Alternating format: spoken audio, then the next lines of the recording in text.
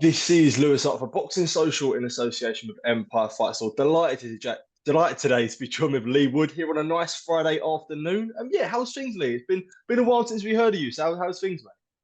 All good, mate. All good. I had a few things going off.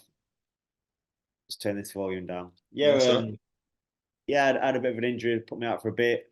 Obviously, there was the this City Ground fight that didn't materialise. Couldn't quite get it over the line. So then I was waiting around for that, and then picked up a little injury.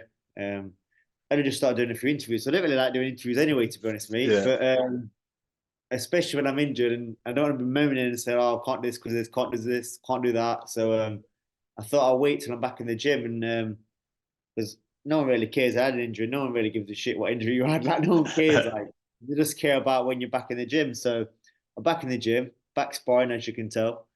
Yeah. Ready to get something nailed down. I'm in talks. Went to hear a few things back on a few people, get some options, and get back out. Yeah, well, I do appreciate your time, as you say. But yeah, I guess for this point, especially in 2024, obviously you haven't fought this year. How have you sort of found that, I guess, where last year it was almost like back to back to back to back camps fighting three times? Has it been a little bit of a different aspect at this point to not be as, I guess, as active as you'd like to have been? Yeah, frustrating because it's like the tail end of my career. I'd prefer to be busy, obviously, um, but you can't help it. You can't sit around and so you can't spit your dummy out and all that. So you just got to crack on. Things happen. You have to work around it. And I've done it my whole career. I've had like injuries before, both shoulder operations, bicep tendon operation. I've had it before, so the mindset you have to deal with it. I've got it because I've got it from experience. You just got to focus on what you can do and what you can't do. But I would have loved to have been busy. Obviously, that City Ground fight after the Warrington fight was what I was hoping for. So I sat around a while waiting for that, thinking that might happen in the May time. Obviously, we couldn't get it over the line for various reasons. Nobody's fault, really. So then I was looking at what was next, and I picked up an injury. Very frustrating, but we moved, and delighted to be back in the gym. In fact, I love being back in the gym, back sparring, and starting to feel myself again. So want to get something nailed down. I'd love to fight in November time, um, whether that's in my own city or maybe somewhere else. Absolutely. Well, you mentioned you being back in the gym, and we do have to talk about the gym at the moment, and it is flying. From likes of yourself, AJ, to even sort of the younger guys. I know Alois is in a big fight next week. Obviously, got Moses Talma stopping Marius Wack. Like, how is the move right now? Because obviously, you've got established members of the team and established professionals like yourself, and then you've also got the young guys coming through. So, is it a good dynamic where like you all bounce off each other? Yeah, there's some talent in the gym and there's some characters in the gym. Like I said, then you got Moses, Alois, got the twins, the McCormack twins, Shabazz Masood. There's talent in that gym is unbelievable. And the coaching talent as well. You know, Ben Davison, Lee Wiley, Barry Smith. It's a great gym, good setup, and I'm just pleased and lucky to be a part of it.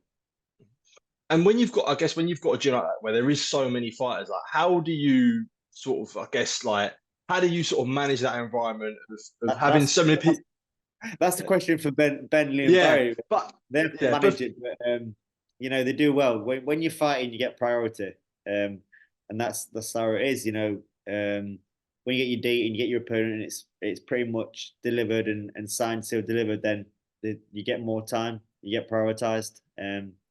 The gym's booming. The way they do things is very different to any other gym I've been in. The way they approach the fight, the way we prepare meticulously. It's like nothing I've seen before, and probably nothing I will see anywhere else. definitely, yeah. And I guess one guy in the gym, obviously Anthony Joshua, he's got a big fight against Daniel Dubois at Wembley Stadium. Yeah, it'd only be right to ask you, like, sort of, I guess your thoughts on that, and seeing him in the gym, like, what can we expect from a big domestic heavyweight top fight? um, I don't want to say too much because obviously I'm around him most days. People might think I'm biased anyway, but going in, like for example, going into the last fight, I also went out there to support, and watching the preparation and the fight and watch it play out and the shot that he landed and how he landed it, it was just like it was almost comical because I see him practicing them certain things, and then when I see it play out on fight now, it literally think I was sat with Luke, and I said, "Oh no, he's done this. This is gonna happen," and it just happened. And Yeah. it's surreal. It is surreal. So I pretty much know, as long as if he does everything right and approaches the fight how he should approach it and do the things he's been practicing, I pretty much I'm very confident. I know how the fight's going to pan out, and I think it'll be an AJ stoppage. Definitely, for sure. And I guess there's one fight on that undercard that I wanted to talk to you about. Anthony Cacace against Josh Warrington. Obviously, Josh Warrington's someone that you had beaten, and you've been open about moving up in weight after that. Yeah, I guess when you first heard that that fight was happening, what was your initial sort of thoughts? Um, you know, there was a chance of taking that Kakachi fight for myself, but like I said earlier, I picked up that injury. I just wouldn't have been ready in time, which is very frustrating. But it is what it is. I'm not going to resent Warrington for taking it, because anyone in his situation would have done the same. So I wish him all the best. And you know, it's a hard fight to call. It's a hard fight to call. Warrington is not an easy night for anyone. And like I said before the fight, when I box him, he's going to have a lot of success, but he's going to be he's been working hard, and I'll make him pay for that success he has. And I kind of expect Kachi to do the same. But who knows? It's one of them. Was there part of you that was sort of, I guess the public consensus was like, why is Warrington getting another world title opportunity when he just obviously just coming back off the loss to yourself? Obviously had the Lara losses, the Luis Alberto Lopez losses. So it's like, why is he getting another world title opportunity? Did you sort of, I know you said you didn't resent it, but was there a part of you that was sort of confused on why he was getting that opportunity again? No, it's boxing, and boxing's a business. Warrington's never in a dull fight, and if you do look at his record, does look pretty bad. But if you look at it in hindsight, he lost to Laura behind closed doors. He tried to avenge that, in which he got caught and got a draw. The Alberto Lopez fight, I was actually ringside that, and I thought it was Yeah, unlucky not to get a decision there. And obviously, in between that, he beat Kiko Martinez, which is a hard night for anyone. So, and obviously, even my fight, he was having success until I flattened him. No, yeah, I'm joking. No, he was yeah, having a lot of success. It wasn't a one-sided fight. So, um, yeah, there's an argument to say, yeah, his record doesn't look great, but one thing for sure is that he will turn up and give 100%. See you later, mate. He'll turn up and give yeah. 100% and give value for money for sure. Definitely. And I guess a question that I'd ask you, Josh has sort of spoken his piece on it, but why is that, in your point of view, from the horse's mouth, I guess, why is that rematch not happening next on your point of view? We was in talks, to be honest, mate. We was in talks for it, and I felt like I wasn't quite there with the deal that was being offered. I wasn't 100%. I was nearly there. We was very, very close. Conversation was taking place, but then I picked up that injury, so I wouldn't have been ready regardless. And then I got offered that fight. He then obviously turned down. He got off that fight. So um, it's boxing. You can't resent anyone. You can't spit your dummy out. Opportunities come and go. You got to stay in the gym. Like I've always said this from way back when I was at the England gym, to stay ready. Yeah, And that mindset and that approach to boxing, which I had, got me the world title shot at 6 weeks' notice. And I've not had that mindset and not had that ability to stay in the gym, that opportunity that came along at that time, I wouldn't have been ready for that fight, and I wouldn't have won that fight. So yeah, same goes at this point in my career. I'm back in the gym. I'm staying ready, and looking around what's next. Going to get some offers come in soon, and see what's best for me at this point in my career. definitely. Well, Josh, when Josh was sort of speaking about it, he done an interview with Boxing News, and he said about that. He said that he tried everything done to make it happen. He took less money and less money, I guess, from what he says to try and suit you more. So yeah, he was sort of pushing the blame on yourself. I didn't have much of a reaction to that. Yeah, and it is it's saying it like we should be surprised that it's taking less money. I've just knocked him out. His money should not just be less money. His money should be more than half. I don't want to talk about business too much, but I've been on the other end of that when I've lost the fight recently to Laura, Yeah, and I know what happened to my purse.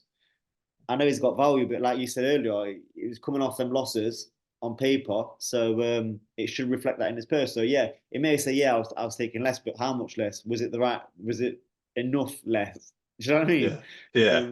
Yeah.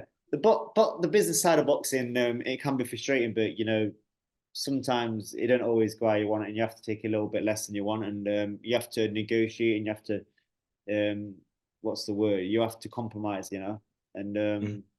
that's what's boxing, that's what's business, and that's not just boxing, that's business as well. So yeah, I know that, and I just fought for that fight.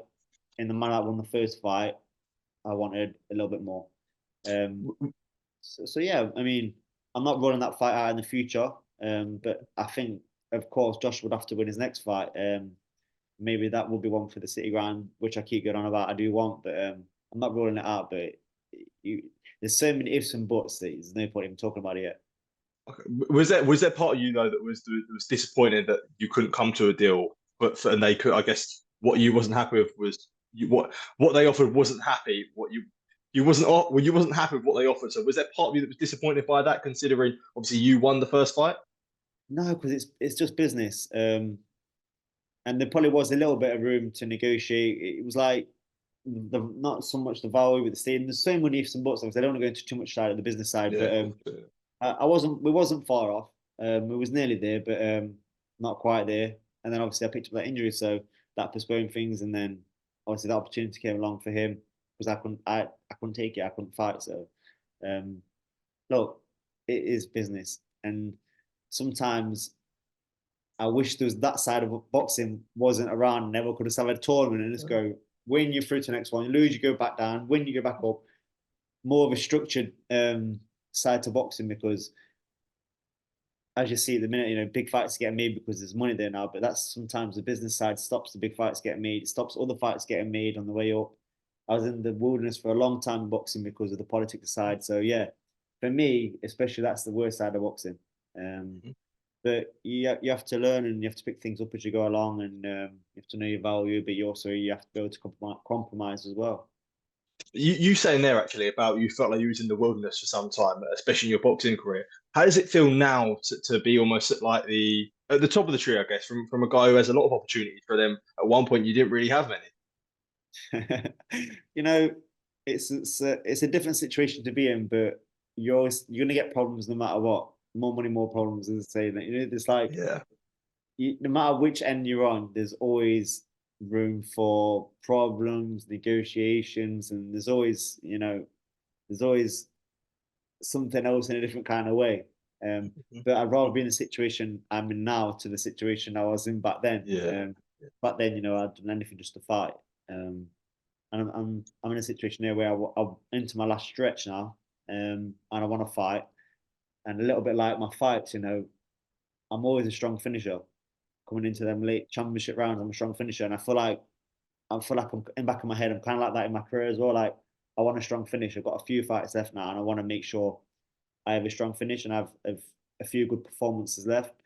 So I want to make sure they're the right fights. We can get them made. Is that I guess is that end goal or that exit plan? Is that something of you sort of when you think about it, is it uncomfortable to think about sort of a life after boxing? Or is it a good thing, I guess? I'm gonna miss boxing for sure.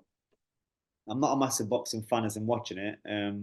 I do watch the occasional fights, don't get me wrong. And obviously, when I fight, I have a lot of work to do. My approach to a fight, so I'll have to watch like my scouting reports and have to watch certain things. They'll say, "Oh, you need to watch this person do this because you need to be able to do this in this fight," or "You need to watch how he nullifies this because you need to be able to do this." So then I'll get examples of that, and I watch it every day religiously to make sure I nail that. But actually, watching other boxing as a fan, I don't really watch a lot of it. So for me, what I get out of boxing is actually fighting on fight night, the feelings, the highs, the lows, the whole emotion, and everything that comes with it on fight night is what I live for. So for sure, I'm going to miss that. It's going to be a massive void in my life, but I'm going to also at the same time I'll be saying bye to one thing. I'll be getting into other things. I get to spend more time with my friends, my family, see a little bit of the world here and there as well. So yeah, there's going to be things I'm going to miss, but at the same time, things I missed out on for a long period of time, so I'm about to do as well. So Yeah, definitely. And just before sort of just a final few ones for myself. When it comes to the City Ground, obviously that was something that you ideally really wanted. Um, it was part of the Matchroom contract, and as a result of them not delivering that, I'm right in saying that the Matchroom contract made you a free agent. Um, I guess sort of is there still hope that a City ground will be a possibility? Yeah, I need a little bit of luck as well. It has to be the right opponent, it has to be the right time. So I do need a little bit of luck. Like I said earlier, I want to fight in November time this year, or before the end of the year latest. And I don't want to eat no easy fights. I'm at that stage where I want to be in proper fights. And then hopefully line up a City ground fight for May time to be my last fight. But if it don't line up, and then something else does, then that's fine. I can live with that as well. But you know, I don't really quit on I don't really quit on things. So in the back of my head, I'm just gonna try and make that fight, no matter Would you what I can do to make that fight. Um, if I have to move things around and sacrifice things to make it, I will. But like I said, I need a lot of luck, and that's not just the club. That's like obviously the club are really keen for me to do it, really keen. But I need to pencil it in. I need to pencil it in soon. I need to pencil it in. I need to get the right opponent, the right promoter. Because I'm not signing anyone yet, so there's a lot of yeah, moving parts. But I'm not going to give up, and yeah. I'm going to keep the faith. So for yourself, obviously you've been with Matchroom for quite some time, but being a free agent now, you'd be willing to entertain other offers for elsewhere if it meant that City ground. Yeah, for sure. I just want the best deal for me at my stage of my career, and that's not being selfish. Matchroom. I've been in talks with Matchroom. I'm waiting for some offers off Matchroom and some other people. So that's not being a prick. That's trying to find out the best option for me. And if it's Matchroom, then that's brilliant because I've been with them from pretty much early in my career. And if that's someone else, then that's someone else. Yeah, Um, the right, I can't keep my options narrow because to get that City ground fight, I need some broader options, some broader yeah. opponents. But whoever can really deliver that for me would be the best. But we'll see what happens. We'll see what happens. Definitely, definitely. Yeah, I guess a final one for myself. When it comes to what is next, is it you'll be confident in a world title opportunity at 130? Obviously, you had a good relationship with the WBA. Their champions, obviously Lamont Roach. You've got Conte Chow and Foster having a rematch. Obviously, Cacace Warrington. So like, hopefully, there'd be definitely be some world title opportunity next. Yeah, there's some really good fights out there for me. Some really exciting fights. All the world champions, and if I have to fight in November against someone that's either won a world title or boxed a world title for the first time I wait to try and get me in line for a world title, then that's fine as well. I'm not expecting to jump straight into a world title fight, but if I can, that's even better. There's some really good names out there. I mentioned in interviews, there's Oscar Valdez. I love Yeah, that fight. There's Navarrete who's got the WBO. I love that fight. There's Roach, there's Foster, there's obviously Katcher, yeah. who's fighting Warrington. And there's some other kids weight above that can drop down, weight below that can come up. Some really good names, some really exciting fights. So I just want to be part of it and just want to be involved. Hopefully, I can get out in November and get the show back on the road. Absolutely, for sure. Leigh, as always, a pleasure to speak to you. I know you say you don't really like doing interviews, so I do appreciate you taking the time to speak to me, mate. And yeah, it's good to hear from you again. And yeah, all the best for the future, mate. Hopefully, it won't be too soon till we're catching up again. Appreciate it, mate. And as soon as I hear anything, I give you a shout. Top man, appreciate it, mate. Top man.